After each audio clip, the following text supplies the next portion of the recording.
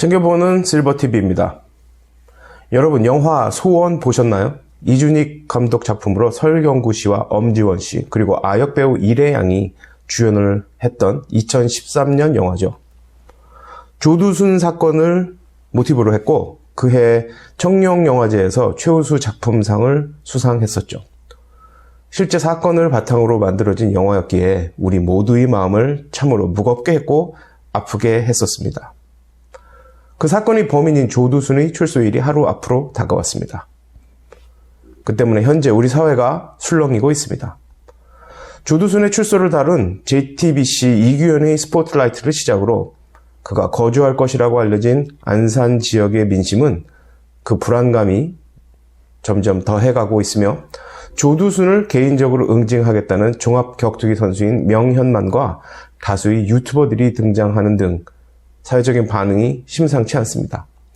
왜 이런 문제가 발생하는 것이고 무엇 때문에 우리 모두는 조두순이라는 범죄자에게 더 무거운 벌을 내렸어야 한다고 느끼는 걸까요?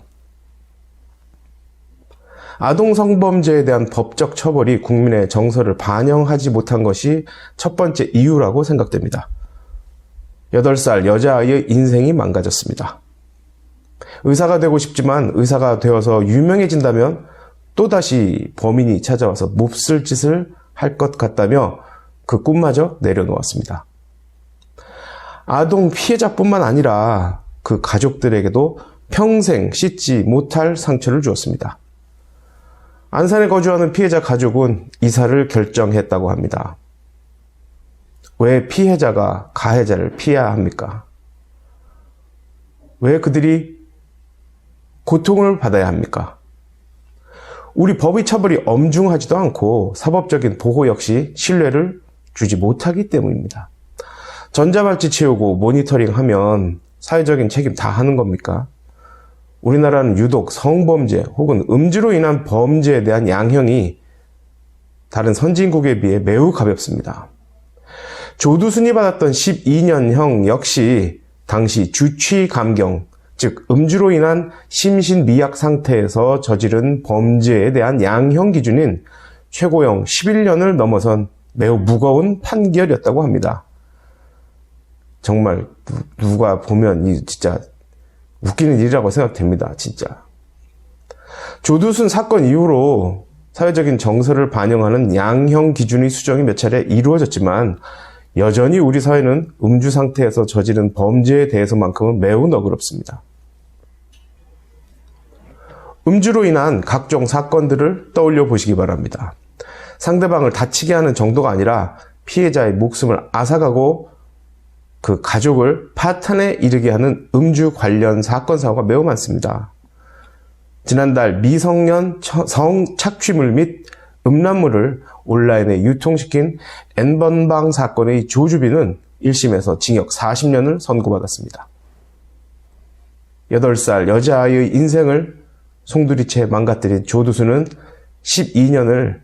겨우 12년을 감옥에서 운동까지 하면서 편안하게 보내고 이제 내일 아침부터 자유인으로 살아갈 예정입니다. 이게 뭡니까 진짜. 두 번째로 우리가 분노하는 이유는 조두순을 둘러싼 그 자신에 대한 이야기들입니다. 법무부에서는 사실이 아니라고 했지만 그는 수감기간 중 출소 후 자신에 대한 사회적 응징을 두려워하여 스스로를 지키려고 신체를 단련했다고 알려지고 있으며 그를 체포했던 형사들조차도 그의 출소에 대해서 매우 불안해한다는 기사들도 이미 있었습니다. 주위 사람들에 대한 공격적인 태도는 그의 성향을 단적으로 보여줍니다. 그로 인해 그가 거주하게 될 안산 시민 및 우리 사회 구성원 전체가 불안에 떨고 있는 것입니다. 어떻게 보면 정말 불필요한 불안입니다. 이것은. 자신의 잘못에 대한 진심 어린 반성이 아닌 자신을 사회로부터 격리시킨 사람들에 대한 원망이 조두순의 마음속에 더 크게 자리 잡고 있는 듯합니다. 마지막으로 제가 드리고 싶은 말씀은 조두순에 대한 부정적인 사회의 반응입니다. 물리적이고 폭력적으로 조두순에게 응징을 하겠다는 사람들, 그와 이웃에서 살아야 하는 이유로 이미 스트레스를 한껏 받고 있는 사람들, 그리고 우리나라의 사법제도에 불만을 갖는 사람들 등 조두순을 향한 조두순이라는 한 개인으로 인해서 그 일탈의 결과 때문에 너무나도 많은 사람들이 불안, 스트레스, 분노를 갖습니다.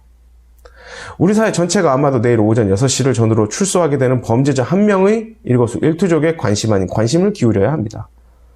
장기화되고 있고 또 최근 들어서도 기승을 부리고 있는 코로나로 인한 스트레스도 버텨내기 힘든 상황에서 자칫 예상치 못한 장소에서 예상치 못한 상황으로 우리 모두의 정신적인 고통이 표면화될 수 있습니다. 그에 대한 책임은 누구에게 있는 것일까요? 범죄자를 법대로 처리했으니 이젠 더 이상 다른 선택이 없다는 사법부는 과연 그 책임으로부터 자유로울 수 있을까요? 우리 모두가 알고 있듯이 이미 청와대 청원도 올라가 있고 국민참여 재판을 기대하는 사람들도 있습니다.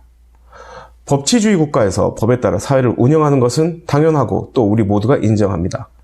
하지만 그 사법 질서가 진행되는 어떤 부분에서 우리 모두의 정서와 동떨어진 판단으로 인해 대한민국 전체가 불필요한 에너지를 낭비하게 되는 일은 반드시 막아야 할 것입니다.